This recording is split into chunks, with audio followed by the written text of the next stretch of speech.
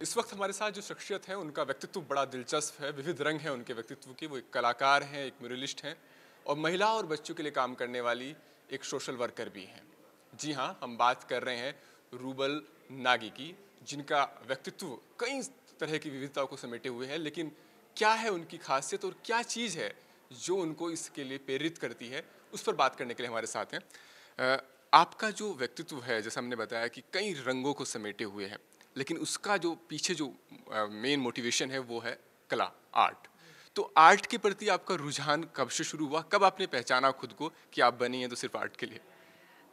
मैं बहुत छोटी थी जब मैंने अपना पहला वाटर कलर किया था, 4 साल की थी और मुझे उसके लिए मेरे लोअर केजी और नर्सरी में प्राइज़ भी मिला था और वो अभी भी मेरे पिताजी के पास है।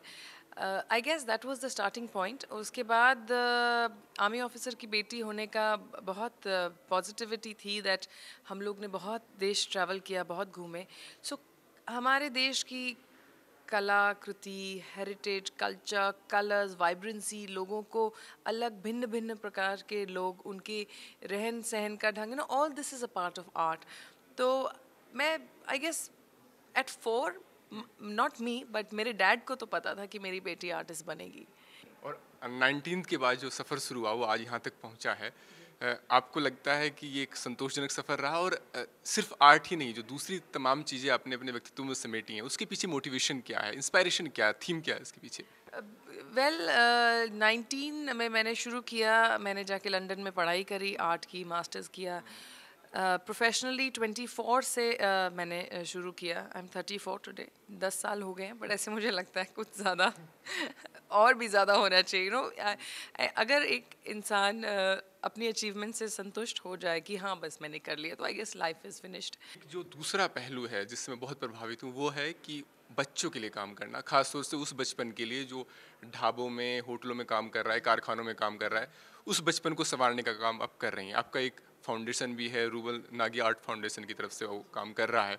थोड़ा सा जानना चाहेंगे कि इस एनजीओ के बारे में कुछ बताइए और कैसे आपको लगता है कि ये बच्चों के जीवन को, उनके बचपन को बचाते हुए उनके अंदर एक कलाकार को निखार रहा है। जी, क्योंकि मैं एक आर्टिस्ट हूँ तो मैं हर चीज़ आर्ट के माध्यम से बच्चों तक पहुँचाना चाहती हूँ। ये जो बच्चे हैं वो हमारे देश के स्लम्स में रहते हैं और बहुत सारे बच्चे हैं जो स्कूल नहीं जाते हैं, बहुत सारे बच्चे हैं जो जाते हैं बट एजुकेशन कंप्लीट नहीं कर पाते। तो कैसे वो जो बच्चे हैं, जो स्लम एरिया के बच्चे हैं, उनके अंदर एक कलाकार को निखारा कैसे जाता है इस फाउंडेशन की तरफ से, वो समझना चाहेंगे कैसे? जी, मैं मेरी बहुत सारी बालवाड़ीज़ और पाठशालाज़ हैं, अराउंड 62 स्लम्स इन इंडिया, उनमें चलती हैं। और मैं आर्ट कैंप्स करती हूँ बच्चों के लिए। मैं उनको फ़ंड करती हूँ एजुकेशन के लिए। जो हर बच्चा आर्टिस्ट नहीं बनना चाहता, बट मैं उनको आर्टिस्ट बनाना भी नहीं चाहती।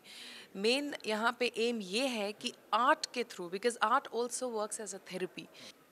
तो आप कोई मैसेज देना चाहेंगे कि इस तरह के अगर एनजीओ हैं जो काम कर रहे हैं बच्चों के लिए, आपका खुद का एनजीओ है और आपका जो मैं पढ़ रहा था उसमें लिखा हुआ था कि सिर्फ यहाँ तक ही सीमित ना रहें और भी बच्चों के लिए, महिलाओं के लिए जो कुछ बेहतर हो सकता है, उन तमाम संस्थाओं से जुड़े?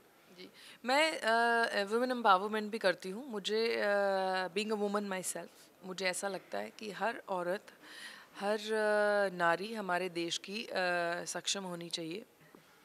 तो ये थी रूबल नागी, जिनका साफ तौर पर कहना है कि किस तरीके से वो आगे बढ़ रही हैं इस मामले में। और वो एक कलाकार तो हैं ही, कलाकार के तौर पर उन्होंने जो कलाकृति को एक नया आयाम दिया है, कला को एक नए उड़ान जो दी है, वो काबिल तारीफ है। लेकिन इससे भी बेहतर बात ये कि जिस तरीके से उनका एनजीओ काम कर रहा है महिला और बच्चों के लिए, खासतौर से उन बच्चों के लिए जो गरीब हैं, जिनका बचपन ढाबों या कारखानों में बीतने के बजाय एक कलाकार के तौर पर निखर रहा है, वाकई ये प्रयास सराहनीय है।